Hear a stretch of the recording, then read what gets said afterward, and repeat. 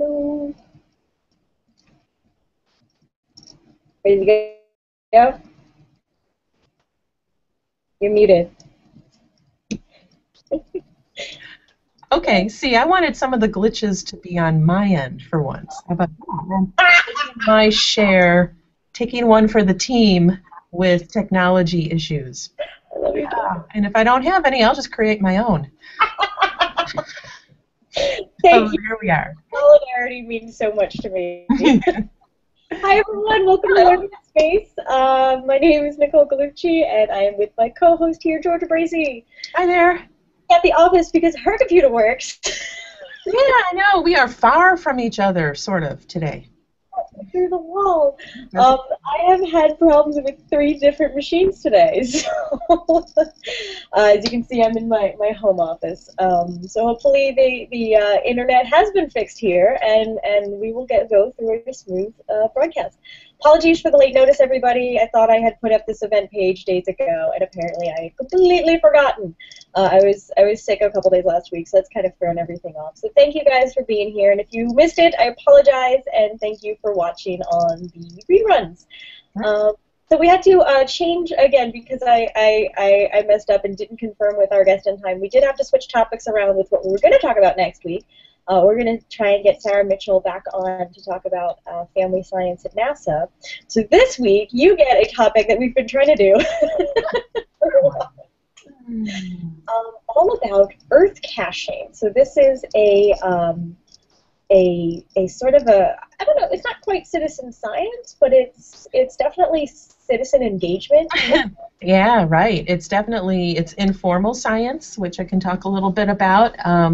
So yeah, there's some overlap with citizen science, which is kind of interesting, but it is different. It's not, you're not doing science, but you are engaged in science activity, science-related activity, and hopefully science learning. So there's some overlap. Yeah, so George is going to tell us a little bit about what Earth caching is. Neither of us are terribly experienced at it, but you are working on a project that is researching Earth caching and Earth cachers. So I don't know if you want to start by explaining what Earth caching is, and maybe start with geocaching because people might be more familiar with that term. Yeah, exactly. So geocaching has been around for much longer than Earth caching, and Earth caching kind of comes out of geocaching. So yeah, that's a good place to start. And there's a nice website for it, geocaching.com. If you aren't familiar and you want to learn more about it, that's the place to go. Geocaching is it's a treasure hunt using GPS technology and getting people outside to actually navigate their way to a site where somebody has chosen that site for, it could be a lot of different reasons. Maybe it's got some historical interest, architectural, landforms, so many different things.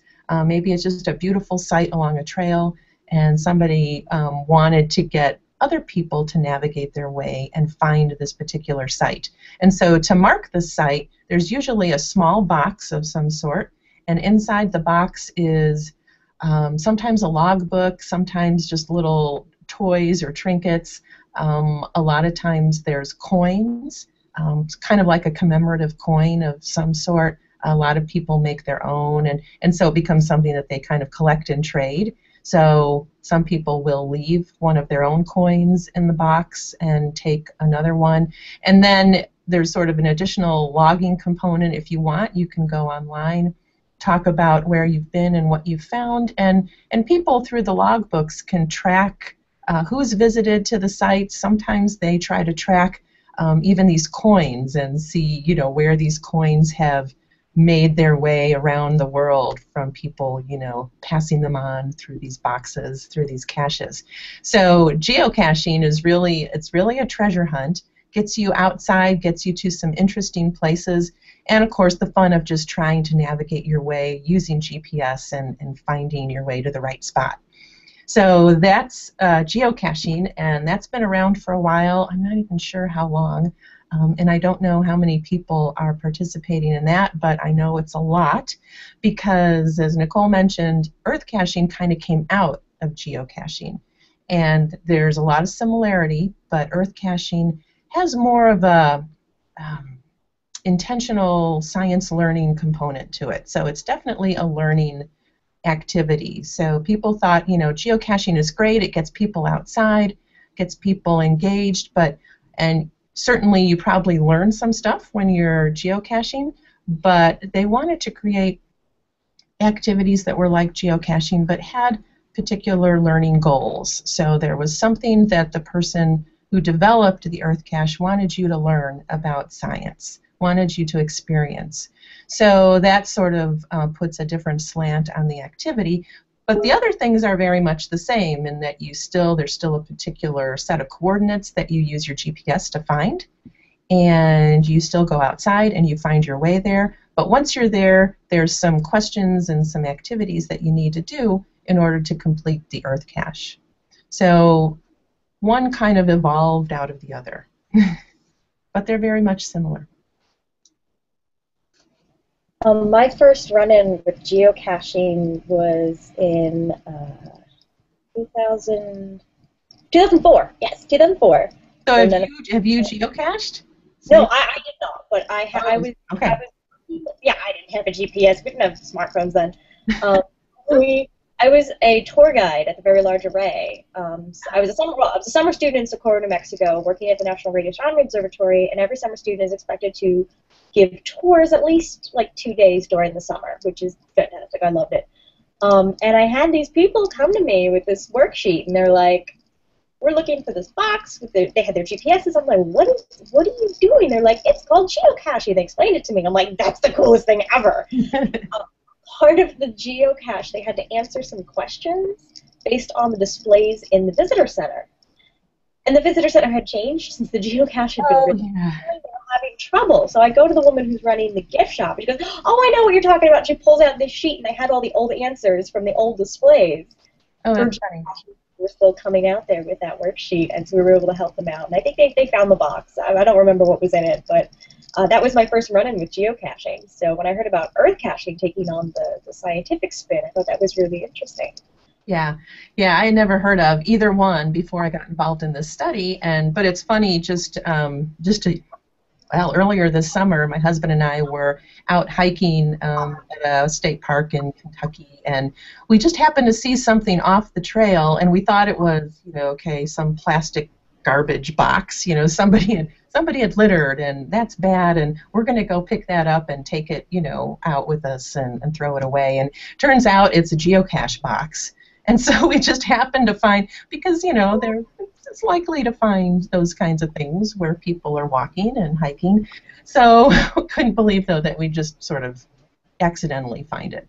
And it had some cute little things in it and the little logbook and all that. So we thought that was pretty cool. So it may not be trash that you see somewhere off in the woods or on the side of the trail. It could be a geocache box. So you have to investigate that.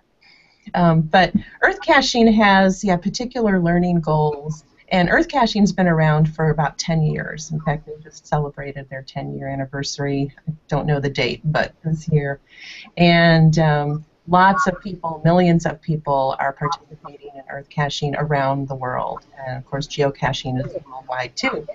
But because the ubiquity of smartphones, do you think? It could be because there's apps you can get for Earthcaching and geocaching, which help you find, if you're in a particular location and you just want to know, hey, are there any Earthcaches where I am right now? I'm, on vacation and I have some time, and if there's some close by, I can do one. So there's apps that will let you find nearby Earthcaches. Beyond that, I don't know what else the apps let you do. Because I haven't been really an active participant, I'm sorry to say, in Earthcaching or geocaching. But yeah, there's lots of things, that the smartphones, can let you do, access maps, coordinates, all that, and of course GPS that, weren't around years and years ago. So, that's a great development and helps people out a lot. So, so Earthcache, is really... Tiny Intern. You guys know her as Tiny Intern if you follow us on Twitter. Yes. But Odom, when we went on a little trip to the Watershed Nature Center. Yeah. and she pulled out her app. She had a geocaching app, and was, I think, looking for a box while on site while we were there. Yeah, absolutely. So I know it's a lot of fun. Yes, so I have done one Earth cache with Okay. our STEM Center group here, and it was great. And it's something, of course, if you love the outdoors, you're going to love Earth caches because Earth caching tries to get you to learn something about the Earth, the processes going on in the Earth, some of the history, how formations got to be the way they are. So it's all good Earth science, geoscience learning that's going on with Earth caches. So in addition to having a wonderful outdoor experience and navigating, finding the site itself, then you get there and you can learn something interesting about the Earth and help you appreciate the beauty of your surroundings all the more. And if you want to find out about the Earth caches versus geocaching, go to earthcache.org. And on that site, because I see there is a question from Tatiana. Yeah, about location. About location, yep. So they are definitely worldwide. And if you go to earthcache.org, and then I believe on the top menu, I just was looking at this, there's a place where it says EC List, so you can get the list of all the Earth caches that are out there. And if you go to Advanced Search, you can filter that list by country. And if you want to keep going, I believe, for example, United States, you can filter it by state. So there's filtering features there, and you can find things that are near you. And then once you find some that are near you, you can further filter by types of Earth caches. So particular landforms that you're interested in, if you want to find some that like have to do with caves, or you want to learn more about the prairie, or you want to, if you're really lucky, find out more about volcanoes, something really exciting. Those features, filters are all there, so it's very helpful when you want to find a particular one or find one that's near you. So the earthcache.org site There's the article list. 47 of them. And there's tons of them. And you've got, oh great, so in Ireland, excellent. Okay. All kinds. Record 1 through 20 of 47. Okay, so 3 pages of results in Ireland. So that's fantastic. So yes, so it's definitely a worldwide phenomenon, and growing all the time.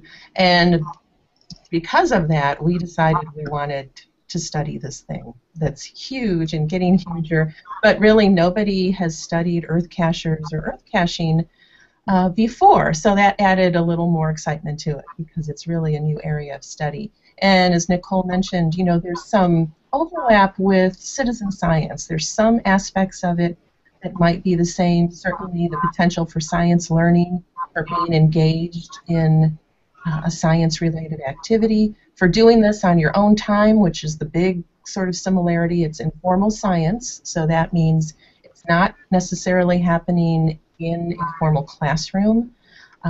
You choose to do it. It's a free choice activity, and if you don't like it, you can stop. So the question is, why do people do it?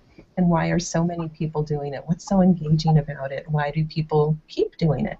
So those are some of the questions we were thinking about as we designed our study. And it's very similar questions to what CosmoQuest and other citizen science groups are studying about their participants, because they're volunteer. You have some that participate a little bit, and then some that keep coming back and do a lot. And so you want to know, why are you doing this? Why are you volunteering? And what are you learning from it? Are you learning more content? Are you learning more about how science works? Those are more citizen science the questions. But for us, we wanted to know the learning piece. What do Earth cachers at least think that they're learning?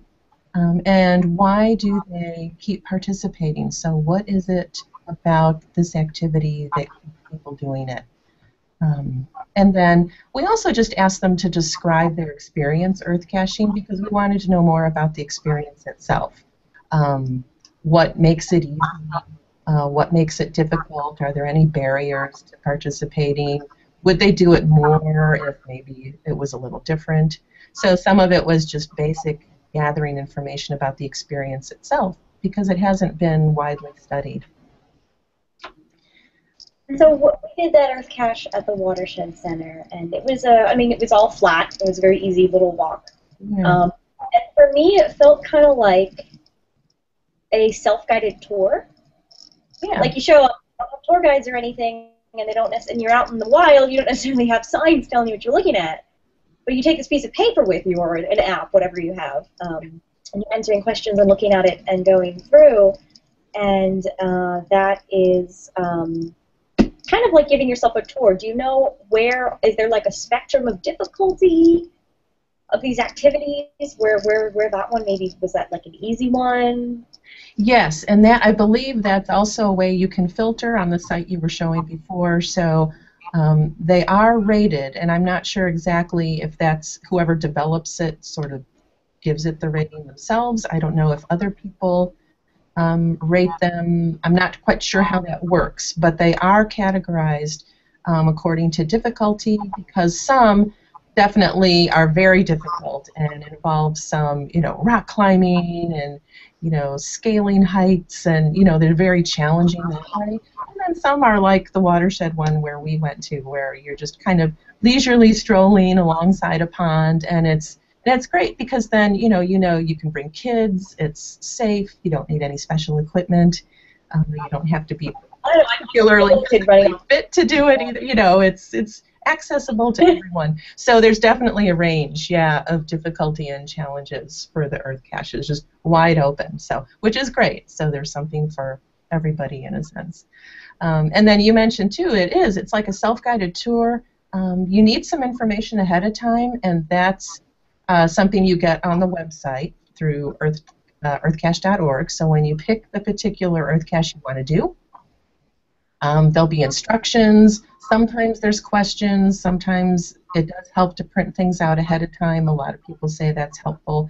I imagine that's something that the smartphones help with, because if you're out there and you need more information, or you forgot the directions or forgot the questions and you're on the site, you can just access, if you can, with your phone, and you can just find that again. But a lot of people just will print out whatever they need, and then they'll head out and find the site.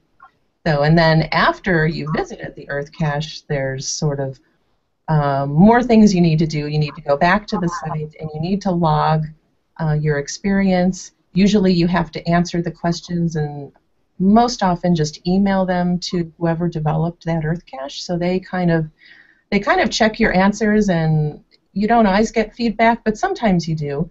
And then you'll sort of be officially complete, and you've actually done that Earth cache. So it's that whole process of you have to do that sort of afterward activity. You have to log your information. You have to send your answers in, whatever it required you to do, and then whoever is developing or in charge of that Earth cache will sort of, officially mark you as you've completed it. So it's going through the whole process that actually makes you able to say, yep, I did the Earth cache. So, so you guys went to a conference for Earth caching recently. Was this the one in Vancouver? Yes. Yes, this is actually, the second one we did. The first one was about a year ago, and that was in St. George, Utah. And they call them these mega events, Earth cache mega events. And it's just a big gathering of all Earth cachers, whoever can come. And they do have some speakers. It's not quite like an academic conference. It's more like a gathering of amateur astronomers, actually, or any kind of hobbyists. But they do have great speakers and people Earth cache. There's social events, all that kind of thing you would expect. So the first one we went to about a year ago was when we started to collect our information. So we wanted to first find really experienced Earth cachers who could give us all the information we needed to know about Earth caching. And so we interviewed 12 people at the conference or the event that was a year ago, asking them what they liked, what they didn't like, how many Earth caches have they done, how did they find out about it, just trying to gather all sort of that baseline information And these were really experienced earth cachers. So they had a lot to say, and it was really great. We learned a whole lot about earth caching just from these first 12 interviewees. And then the next step was to take those responses and create a big survey. So we did this huge survey on Qualtrics on the internet, which you could access through the Earthcache site. And this survey just reached a big audience. We had to limit it to the United States, unfortunately, for a couple of reasons, but we have plans for the future to make it even bigger. But this first survey asked some similar questions because we were still trying to find, motivational types of information. Why are you doing it? What are you learning? Who do you earth cache with? What's your experience like? So it was still exploring this earth cache experience and what people learn and why they do it. But now this was just on a larger scale. So a big online survey. We had about 441, people respond, and which was great, and all from the United States. We had to also limit it to people at least 18 years old. So one thing, again, maybe for the future, we're thinking of, is we didn't get a lot of information about the kid experience with earth caching.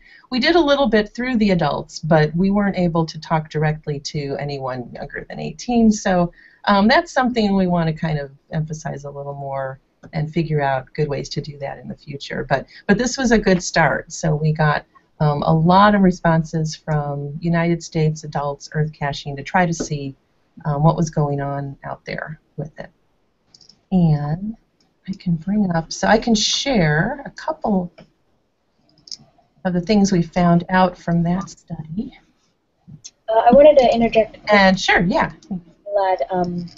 I vaguely heard of this, but I don't know much about it. This is back to the geocaching we were talking about. If you've ever heard of Ingress, it's a game by the Google sub-company that's based on geocaching, only with a lot more locations or portals. And it's more of a control game than a treasure hunt. And I don't know much about it, but I guess if you have played Ingress or know more about it, you guys can comment and chat with me about that. Unfortunately, I have not seen that. Or actually, I've heard of it, but I've never actually played with it. I've never heard of that either, but that sounds cool. Yeah, excellent. Okay, let me see if I can screen share. Always the big if. You can screen share. Fun. I know. Here we go. Have the pinwheel of doom. All right, share. Yay! Sharing. Okay, it looks like it's sharing. Okay, so some basic results this is from the big survey that we did. Sorry. And as you can see, we have a largely male population who are Caucasians and somewhat, I guess you could say, middle-aged, doing the large part of the earth caching. So, 65% male, 91% Caucasian, and then about a little over half, about 54%, were in the age range of 45 to 64. So, and that probably sounds familiar to citizen science people. There's a lot of overlap there. The Cosmoquest study, but the age and gender, actually, your gender is even more equitable than the one we. A little bit, because this involves technology, so there's a technology aspect to it that might be at work here. But we really don't know, and it's a lot of stuff we still have to follow up on. We're still analyzing data, and so we're not even really at the point of drawing any major conclusions here yet. So there's still a lot to think about. But this is the data that we got, so it's a beginning. So we know that this is kind of the population that's out there, at least from this survey. And of course, this survey was online, which creates some bias there. So there's other places that we maybe need to look to get a little more information. Let me show you just a couple other things. So looking at education and finances here, we've got a large chunk of the earth cachers having at least a bachelor's or higher, so 34% had a bachelor's degree. And then household income from our bins, we looked at 70,000 to 99,000, and that was our largest group, and that came in at just 25% there. So again, some fairly, fairly well-off kind of group, educated, fairly well educated. Not really that surprising, I think. And then, of course, this is not really a surprise at all. The caches, a pretty active group, so 33% of them doing at least 140 caches every year, which is really impressive if you get to know earth caching, because earth caching involves sometimes a lot of travel. We heard over and over again that, boy, there's some people that they find, I'm going to stop sharing here for a second. They find the earth caches that are in their area, and then, they do them all, and then, you're faced with, I need to travel to other places to do more earth caching, right? So then there's travel involved, which involves time and money, and so sometimes it can be pretty difficult to get a lot of earth caches under your belt in a year. So a lot of people that we talked to already were traveling for different reasons. They just either like to travel and were able to. They traveled for work, and they would do earth caching along the way if they could. So it's definitely something that might require some travel. So the other main part, besides finding out who we had earth caching, was which caches people really liked. And so let me share, go back to sharing for a second.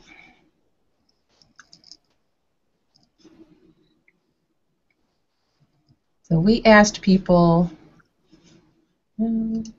please work, there we go. We asked people what their favorite type of earth cache was. We asked them what they didn't like. But this shows now, it's working right, yay. So this is cache preferences. So why did people earth cache, and what are the favorite things that they like about it? Over and over again, we heard that people liked rare and unusual features. So there was this aspect of, this is something I've never seen before. This is so wild, so different. That's what I love, and that's what keeps me coming back, that opportunity to really see something I have never seen before. And we heard over and over again, I would have never gone to this place and seen this thing if it weren't for the earth cache. So they really saw earth caching as an opportunity to get them sort of almost out of their comfort zone a little bit, off the beaten path, and to something that they would have never seen otherwise. So rare and unusual features, seeing something new, were the two big things that people loved about earth caching. They also spoke a little bit about, sometimes it was convenience that they really appreciated. They definitely appreciated the beautiful scenery. Some people looked at it as an opportunity, another reason to get out and do some hiking and walking. And then, but it couldn't be, for some people, not too physically demanding. So again, there's a range of earth cache experiences you can have. So I like how whatever you're looking for. I like how low convenient location and not too physically demanding are. Yeah. Yeah. And there's definitely a physical component to, even, for the sort of easy one we did, right? You still have to get there. You still have to get out and walk. So, if that's an issue for you, then, you probably haven't done a lot of earth caches, and maybe you can't do them at all. But again, there is a variety of them, and there certainly are some where they're very accessible. Even if you're, in a wheelchair, or you have trouble walking, it's like, the parks and things that become very accessible. So you just have to kind of pick and choose and think about that. And so, yeah, a convenient location is not really an issue. We go more for the wild, beautiful, landforms that we want to see. Let's see. So then we asked about. Can I ask a question? Sure. Yeah. Sorry. Go ahead. What kind of unusual features are there that people can see? A lot of them involved. You have to think of certainly things like volcanoes. Usually, I mean, it could be any landform, of course, can be made into an earth cache. And so what people would say is it was anything that was different from where they lived. So it depends on where you live as to what is, wild and new for you. And certainly, though, some rose to the top more than others. So if it's something that's just rare, no matter, where you live, so like a volcano, big rock formations, I don't know, what else, glaciers. So things that you just don't see, every day, definitely. Just wild, beautiful landforms. And sometimes, for example, in this picture, it's just, and I don't even know what this picture is for, but, sometimes there's a feature that just in itself is strange and unusual, like a rock sitting out, in the middle of nowhere. And so, how did that rock get there? What were the earth processes that, led to this, and what does it mean? So sometimes it's just that chance to learn something new that you wouldn't have known before. And then this slide shows motives to continue. So again, learning about the earth is really big. So we also discovered that learning was really important to this group. They wanted to learn. They wanted to see the really cool things, but they also wanted to learn about why they were there, what it meant, and then, just more about the earth. But there were other motivations also. So sometimes it's, traveling, being outdoors was kind of a nice one, and then learning. So again, here it's interesting, not necessarily spending time with friends and family, and that's an interesting one. We had lots of earth cachers that, for them this was something they did on their own, and it'd be interesting to kind of dive into that a little bit, and which we didn't really have time to do. But, is this something that people like to do more as a chance to really get away from everything, so they want to go alone, or is it just sort of logistically difficult to get the whole family or to get a big group together and go do this? What's kind of going on there? But it did seem to be more of a solitary kind of activity in a way, for whatever reason. Okay. So there's some, what reminds me about citizen science motivations too with this is, again, we got with CosmoQuest and with Galaxy Zoo and a lot of those kinds of projects, it's that interest in discovery and interest in seeing, something really awesome that they haven't seen before. That's a big player in citizen science, and so it's also something we found with Earthcache. So there was some overlap there. Let's see. And so the other thing is that we're thinking about is that this is an activity that can be a nice educational activity for inside the classroom. So even though it's technically informal. Using this. Oh, sorry, say that again? I was wondering if you ran into any teachers using this. We did run into at least somebody who was working at a nature center and did more like camps. So it was still informal science, but she used earth caches in that capacity. So she took her groups out and did earth caching, and it was through this nature center that she worked at. We didn't really talk to anybody who was a formal educator and used this, but we know that there are some teachers out there that do use it, and in fact, if you go to the earthcache.org site and you go to the Getting Started link in the top menu, there's a place called Earthcaching for Teachers. Put earthcache.org in the showcase. Oh, sorry, say that again. I did put earthcache.org in the showcase for those of you. Okay. And So there is a guide for teachers. So you can download this. I happen to have it. But there is a whole nice little booklet. You can download it as a PDF. It's not really too huge, so it should be doable. And that's their educator's guide. And this is something I have to say that this whole research project has been a partnership with the Geological Society of America, and in particular Gary Lewis, who heads up the education stuff within the GSA, has been really, really helpful and a great partner as far as helping us here at SIUE access Earthcachers. And so we have to thank him. And he had a big part to play in writing this educator guide. So it's a very, very good tool if you are interested as a teacher in trying out some aspect of or an entire Earth cache with your students. So it kind of introduces you to Earth caching, lets you know some of the things you're going to need. Obviously, you do need GPSs to really do it, you know, the way it was intended. But if you don't have that, there's ideas in this book about how to either, you know, borrow some, write grants for them, or even do an Earth cache, you know, from your school or from campus, as they call it. So if you can't get out there, you still need internet, but you can, you know, have some aspect of the experience without really going out into the field, you know, if you're limited that way. And, you know, ideally you'd go out and experience, you know, the real thing, but if you can't, you can still get a lot of the fun and the benefits and the engagement by just having internet access and staying in the classroom, if that's what you can do. So there's a lot of great ideas for how to get Earth caching into the classroom, into the formal education world with that.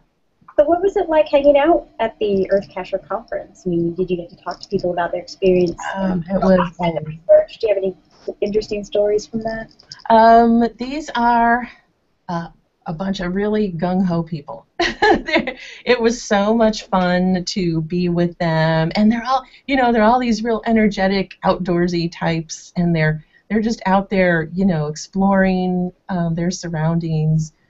Really, you just get the sense of people that are kind of living life to the fullest, and they're big adventurers, and they're so, you know, like, I mean, I keep thinking of amateur astronomers because that's who I'm familiar with, but if you've ever been to a star party and you see the amateur astronomers, you know, they're so gung-ho because they're doing what they love and they want to share. And so it was the same thing with the Earth cachers. You know, you just got the sense of that this was the greatest thing ever. They were doing what they love and they want to share. And so they were wonderful. We talked to 12, actually 13 of them, because one was a husband-wife team. And the first year we went, and they were just so friendly. You could tell they really loved this. They thought it was such a valuable activity and interested in the research side of things too. And then when we went back, so this past time we went back and we presented our initial results, just some of the stuff we've been talking about today, and they were again very interested, very appreciative of the fact that somebody's, you know, looking into their experiences and this activity. And you know, the fun thing about these events is that they always are located at a really cool geological place. So this last one being in Vancouver, of course, there was the rainforests that are there, the temperate rainforest, lots of cool places to go and see. So the surroundings are really amazing. And we did a little follow-up interview with some of the Earth cachers when we were here last time too. And again, that was just sort of to check our results and make sure we were on the right track with what we were thinking.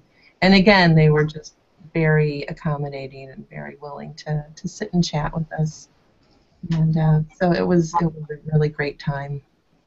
Did you get a sense of what gets people started with Earth caching, like where they first heard of it? Yeah, that's a great question, and I'm not sure. And it was partially the weird way we asked our question in our survey, in our interview. You know, we asked, you know, how did you get into Earth caching? And most of the time the answer was through geocaching, and we didn't really follow up with, well, so how did you get into geocaching? because we were just cash focused, I guess, at that point. A lot of it, though, we heard some stories of certainly, parents, family that were interested. There's a lot of geoscientists that are, of course, involved because of the earth science, content that's in there. But I don't have a good sense of, yeah, how did you first, stumble onto, if that's how it happened, geocaching or earth caching. Um, a lot of it, sometimes it's just word of mouth and somebody, they know is doing it. There were a few times we would hear that, but I don't have a good sense of, the bulk of the people got into it this way. So It's that'd so be a great awesome. follow-up. Looking at the website, they have an Earthcache virtual 5K they're doing, which I guess you rack up 5 kilometers with your Earth caches, and a geoventure to Hawaii, because of course there are volcanoes. Unfortunately, active volcanoes that are destroying people's houses, but there's a lot of interesting sites that are preserved and not destroying people's houses as well as. They have lots. There's lots of great trips. There's these gatherings. This was a huge gathering of earth cachers, but of course they have smaller, more local gatherings all over. So again, it's something you just need to sort of go to the website, kind of look around and see, what's going on. But yeah, lots of social events involved. And let me show you one more slide before we end up here. This is the slide about what people think they've learned of caching. Because it is basically an educational activity. Is there? Okay. Okay, so lots of things about the Earth, obviously. The largest number of people said that it was the processes, Earth processes that they learned about, which I'm kind of interested in because I think that's something you're not always aware of. You're not always, you see these, amazing Earth features, but a lot of times you don't get a sense that the Earth is very active and that there's lots of things going on all the time. And then sometimes it's really obvious what's going on, process-wise, if there's a flood or a storm or a volcano that's active. Or wind. I mean, there's times when it's very obvious, but then there's a lot of times when there's these processes that are a little more subtle or occurring over a very long period of time, and you're unaware of those unless you have an activity like this that really points it out. So Earth processes was the most often cited thing that people were learning, and people could choose more than one for this answer, so there's a lot of answers. The other things were how the Earth was formed and how the Earth has changed over time, the Earth's composition.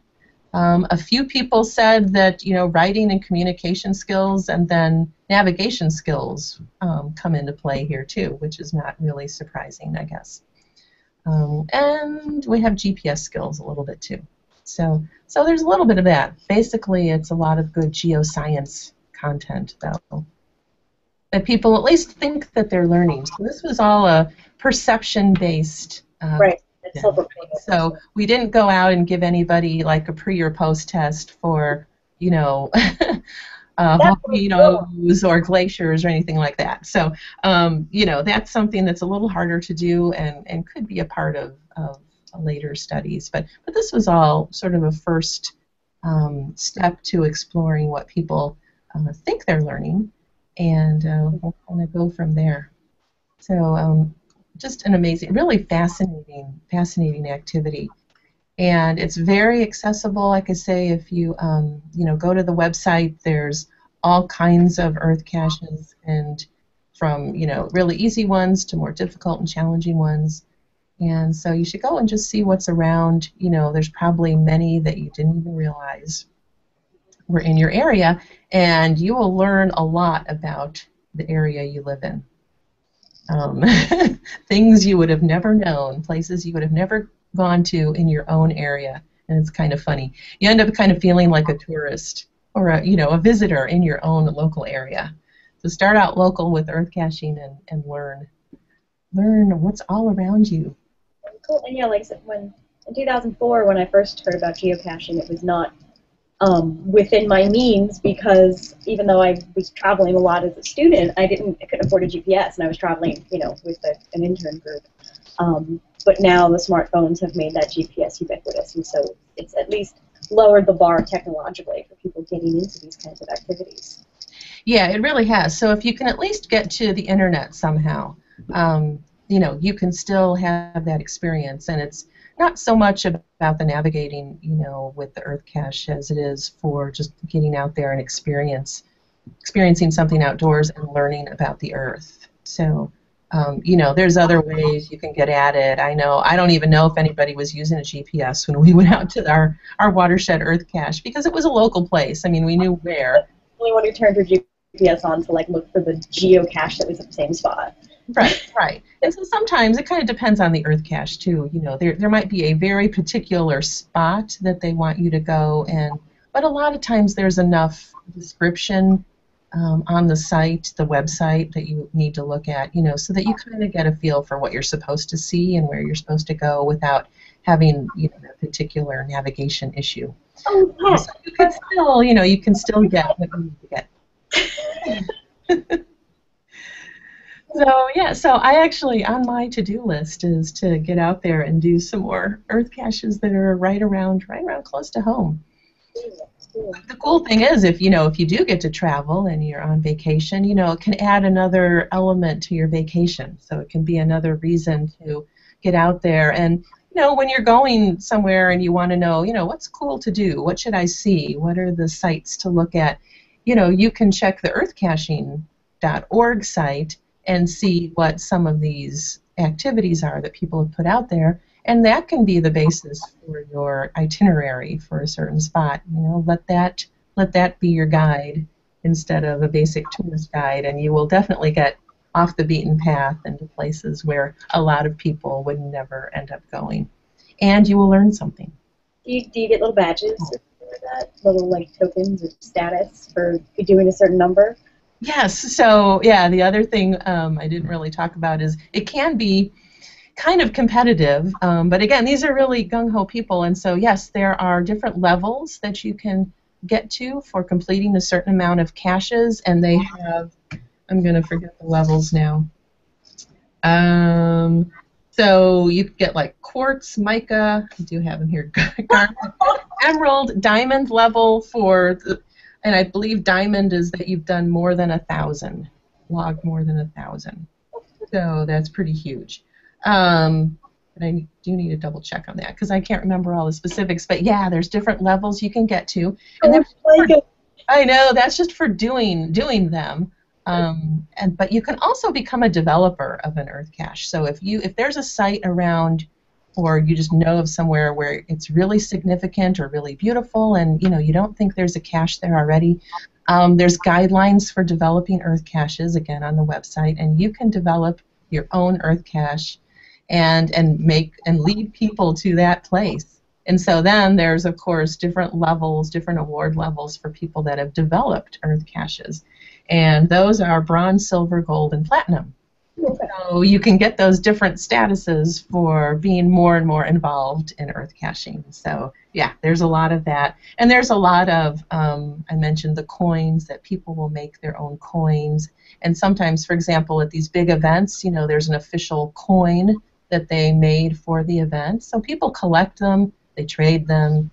It's really cool. It's a lot of cool stuff. So they have a lot of fun that way. So so you can really get into the spirit of it and into the, even the competition of it if you want to. Nancy points out that a friend of hers and a friend of ours and her daughter did a geocaching tour of Ireland last summer. So that's another Ireland link. So it can be the basis of a whole trip.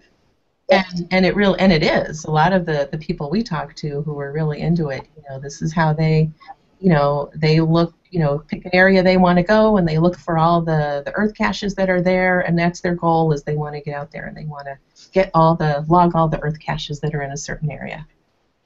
Very cool. Very cool. And then they get the bragging rights for that. There's another hobby I wish I had time to do. Oh, I know. It's beautiful. It's a beautiful thing. I mean, it was 9 a.m. on a Friday when we went to the watershed, so I wasn't completely You there. were not awake? It was really pretty. Yeah, well, you can do nighttime caching as long as you're allowed on the site. Yes. So, Yeah. yeah, if the site's officially closed, don't go there and earth cache. Then you've got to wait. But depends on where the cache is. Sometimes, a lot of times, they're within national parks and different places that have restrictions as to when you can get there. They close at dusk or whatever. So, and that's usually something that you can find on the website when you go to, for the particular earth cache, and it will give you that information if there's any restrictions or any particular equipment you need to bring with you, things like that. You need to check that before you go. Very clear. So hopefully we are going to be able to expand our study in the future. And, there's different things we haven't decided yet, but there's a lot of questions that we still have. We still want to know about youth and how they're involved. Can we broaden participation to this activity? Can we get more minority groups involved? Are there barriers out there that are keeping people from being involved, or is it just an awareness thing? And then, the whole intersection with formal education. We want to talk to, hopefully, some teachers, see who's already using earth caching in the classroom, and then get the word out and help more teachers do that. So lots of things still to look at in the future. So hopefully we will have a grant of some sort that can let us. All the plans. Yeah, so that's the plans for the future. That's where it'll go. But it's been an awesome project so far, and earth cachers are awesome. And if you haven't tried it, you should definitely try it. Give it a go, unless it's below freezing. Unless that's your thing. Well, hey, don't let the weather stop you. Yes. Really cold weather the past few days, so that might be your thing. But if not, wait for spring. I know. You always have to be safe too. It's cold out. Just prepare. Bundle up. Are there any dog-friendly ones? Can I take Macy out on a walk? Oh, again, that depends on the site, but so you just have to check. But yeah, most of them probably would be okay with that. But if it depends on where you're going, so you need to check that on the site before you go. Okay, cool. But yes, get your dog earth caching. The exercise. Our block's getting boring. Oh, see, then you can go walking with a purpose. Yeah. Right? You'll learn more about the earth. Very cool. Yeah, go somewhere you haven't gone before. So Elad says, "Ooh, there's a site not far from my home. So go do it. Tell us how it was." So if you go out and you do an earth cache, let us know what you did. I would love to know, what your experience is. So you can email us, educate. Or ping us on Plus. Yeah. That's where we're there. That's the thing. People know where to find us. So Well, good and thank you, bad. Georgia, for coming Sure. and talk about this topic, and especially last minute because I asked you yesterday. No, no problem. It's great. It's great. Awesome. Yeah. Thank you guys for watching, for your comments and questions. Let's see, our usual schedule has us doing the weekly space hangout on Friday at noon Pacific. I know I will not be there this week because I'll be on the road to a con. In fact, I'm wearing the t-shirt for it. I should show you guys because it's dinosaurs in space. Nice. It's actually Skepticon, so it's a skepticism, atheism conference in Missouri within driving distance. But I'm going to talk about citizen science, of course, because there's a lot of overlap of people who are interested in science in that community. Yeah. So anyway, if you're in Missouri this weekend, come to Skepticon. Otherwise, go to the Weekly Space Hangout on Friday with Fraser Kane and all of the space journalists that he's rounded up this week. And then Astronomy Cast is on Monday. I don't know if they have a topic picked out yet, but I'll put it in the newsletter tonight if I can have that posted. And then next week, I'm not entirely sure what next week topics it's going to be. I know for those of us in the U.S., it's Thanksgiving Eve. I'm not going anywhere, so I'm happy to do an episode. Either if we can reschedule a guest, or if we can come up with another topic. And I think you were available as well, so Okay. We'll have a U.S. Thanksgiving Eve broadcast next week. Topic TBA. And if you have any, as usual, if you have any topics or guests you want to see on the show, or if you want to be on the show and tell us a little bit about your science education experiences, you can email us at educate@cosmos.org. You can ping Georgia or I on, we're both on Twitter. Your Twitter handle is actually easy. It's Georgia Bracey, right? And mine's Yeah, it's nothing too creative there. It's just what it is. Yeah. Plus Facebook, whatever. Google Plus on Facebook and let us know. We are mostly booked through this semester, but we're hoping to continue somehow through next semester as well. But that's currently TBA for various reasons. But I think I would like to keep the show going and get some more guests on. So let us know if you're interested. I do have a Christmas Eve show scheduled. I don't know what I'm going to do. A very noisy Christmas. It'll be a very noisy Christmas Eve special because my partner works for retail, so he'll be at work, and I'm not traveling till after Christmas, so I'll find something we can gather around the internet and amuse ourselves. Yeah, I know. We've got some other cool topics coming up, including a worldwide telescope. And I can't remember, Worldwide Telescope and something else. But anyway, check the schedule. It's on cosmoquest.org. But that's pretty much it for now. So thank you guys. Hey, thanks everybody As for always. watching. Yes. And we'll see you next week. Yes. Yes. All right. We'll get it last. Thank you. See you next week.